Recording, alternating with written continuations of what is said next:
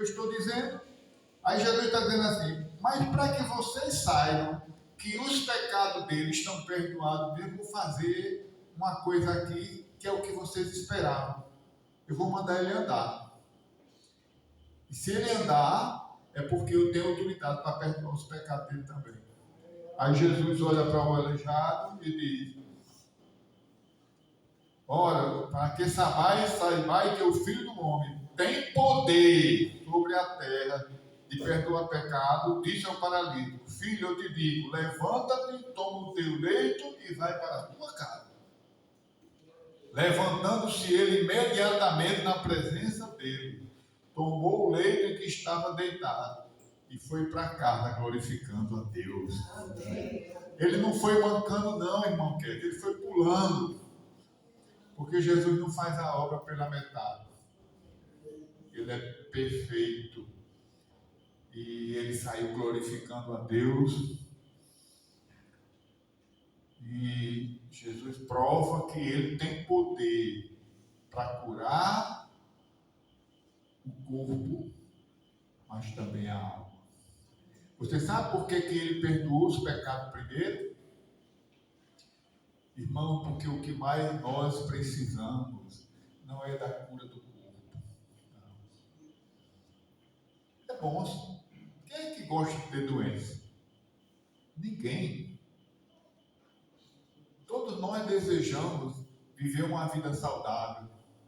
Todos nós desejamos sermos curados de alguma coisa. E muitas vezes Deus vai operar lhe curando. Mas um dia vai aparecer do que você morrer. Minha mãe dizia assim, meu filho, você se conforma que um dia eu vou partir, que um dia tem que aparecer do que morrer. Que a gente dizia, a gente não ficou para semente. Né? O povo dizia isso, né, antigamente. A gente não ficou por semente. Se você for curado hoje, daqui a uns anos aparece alguma coisa que vai levar você. Ser curado do corpo é importante, mas não é o principal. Por isso que Jesus curou primeiro a alma daquele homem. Ele sabia que aquele homem estava precisando andar, mas ele sabia que primeiro ele precisava caminhar com Deus. A primeira coisa que você deve pedir a Deus é a sua cura espiritual. Irmão, quando nós estamos enfermos espiritualmente, todo o nosso corpo responde, sabia disso? Eu já contei aqui várias vezes, mas como a gente sempre tem pessoas novas, né? Eu gosto de repetir. Eu tive um paciente que eu tratei o problema que ele tinha na boca. Como eu já tinha tratado tantos outros pacientes, tinha resultado 100%. E o dele não melhorava nada, só piorava. Eu usava os melhores tratamentos, irmão Mirandi, ele só piorava. Aí ele sumiu. Desapareceu. Aí um dia, eu andando aqui em Bahia Formosa, encontrei ele na rua, né? Aí eu disse, irmão, você nem retornou mais para dar o resultado do tratamento. Aí ele disse, irmão, eu não retornei mais porque o meu problema era espiritual. O irmão ia ficar fazendo tratamento e tratamentos e não ia dar resultado. Mas quando eu resolvi a minha demanda com Deus, eu fui curado. O salmista Davi, depois que ele cometeu o pecado com Batseba, ele diz no Salmo que os ossos deles doíam. Ele não dormia de noite, ele chorava noite e dia. Porque o nosso corpo responde quando nós não estamos bem com Deus. E o pior distanciamento de Deus é o pecado. O pecado não confessado. E sabe o que o salmista Davi diz? Ele diz, quando eu confessei dos meus pecados, aí eu senti como um bálsamo vindo sobre mim e a cura do Senhor veio. Então eu não sei como está o seu relacionamento com Deus, se tem alguma coisa que tem impedido você de ter uma comunhão plena com Ele. mas remova isso. Deixe que Jesus faça o que ele disse que faria. Ele disse que ia tomar o seu fardo sobre ele e levar as suas cargas. Agora você precisa deixar no altar. Muitas vezes, irmão Jean, o que acontece é que nós levamos as nossas cargas no altar de Deus e quando a gente chega lá e dá as costas, a gente pega o fardo de volta. Como é que Jesus vai levar se você não confia que Ele pode carregar para você?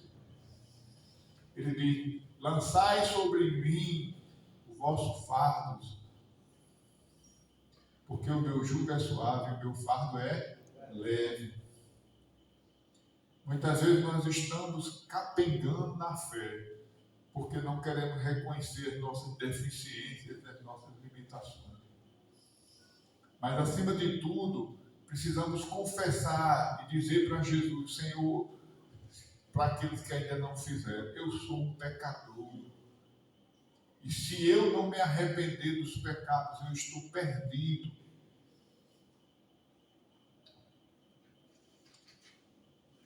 Coloque aí, irmão Josiel, Marcos 8:36.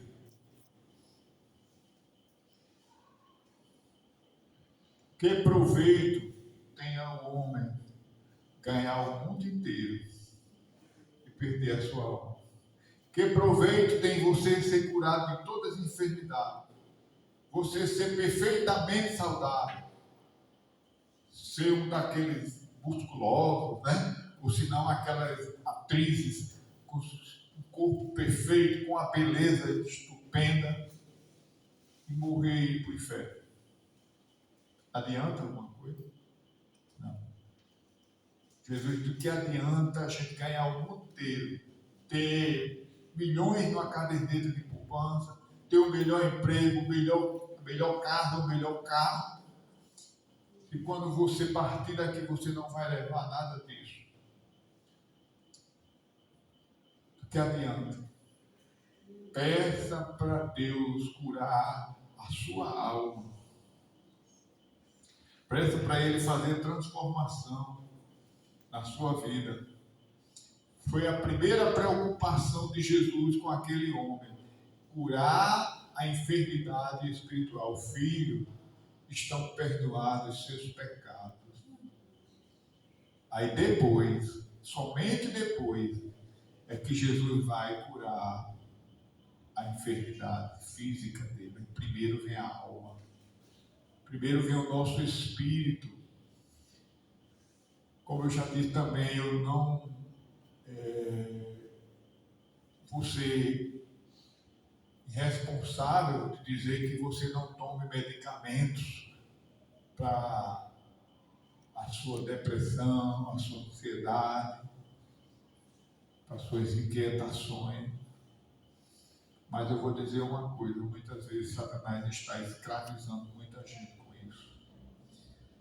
E muitas vezes ele coloca na cabeça da pessoa que você não pode viver sem isso.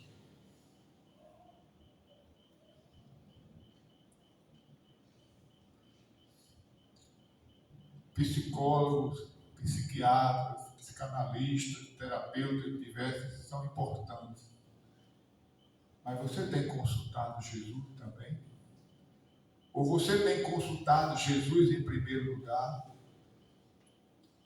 Você tem colocado, irmãos, nós temos um divã em casa, que nenhum divã do melhor psiquiatra, do melhor terapeuta, se compara ao dele.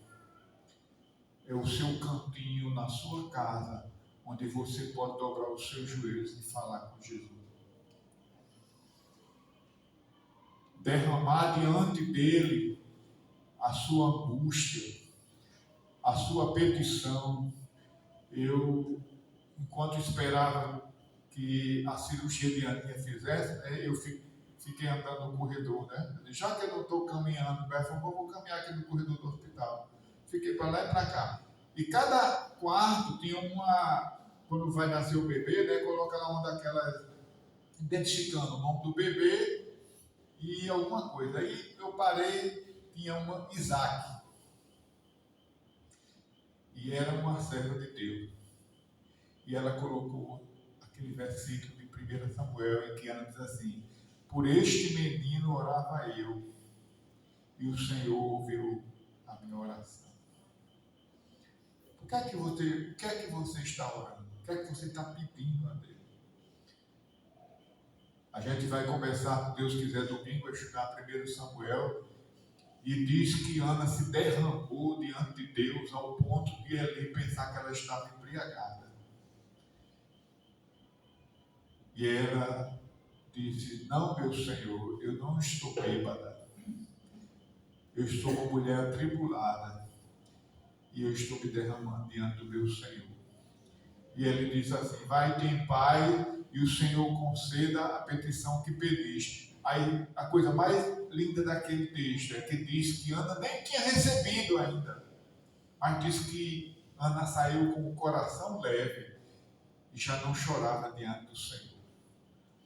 Porque, como o apóstolo Paulo diz assim: eu sei em que tenho crido.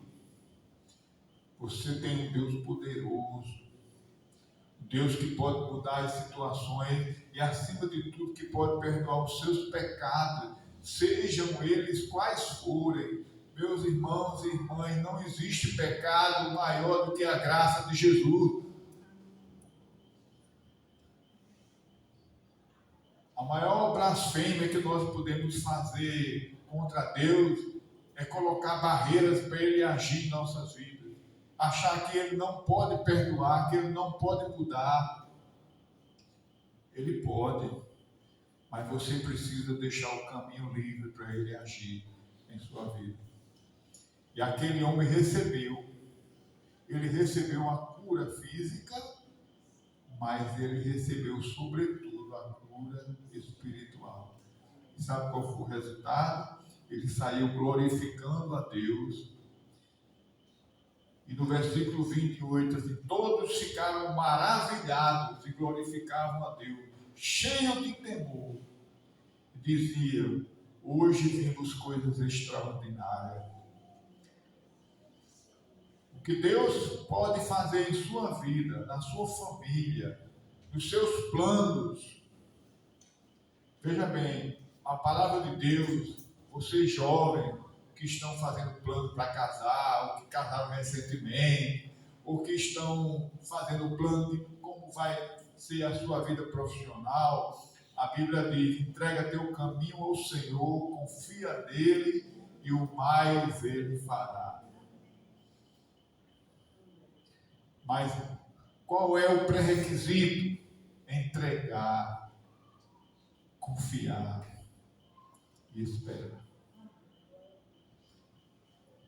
E aquilo que Deus fizer em sua vida vai trazer alegria não só para você, para a sua casa, mas todas as pessoas vão dizer assim: poxa vida, aquele não era aquele rapaz que andava cabisbaixo, e agora ele está tão vibrante.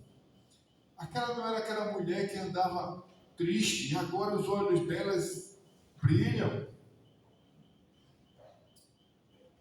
Irmãos, Deus quer nos fazer felizes, mas muitas vezes somos nós que fazemos a nossa infelicidade. Muitas vezes somos nós que fazemos. O apóstolo Paulo, ele alcançou um nível de proximidade tão grande com Deus, irmão Josafá, que ainda preso numa masmorra, ele diz: alegrai-vos no Senhor, outra vez vos digo, alegrai-vos. Porque eu aprendi a viver contente em toda situação. Sabe o que é isso? É intimidade com Deus, é proximidade com Deus. Deixe Deus trabalhar. Deixe Deus agir na sua vida. Deixe Deus perdoar os seus pecados. E as outras coisas vão vir como consequência disso.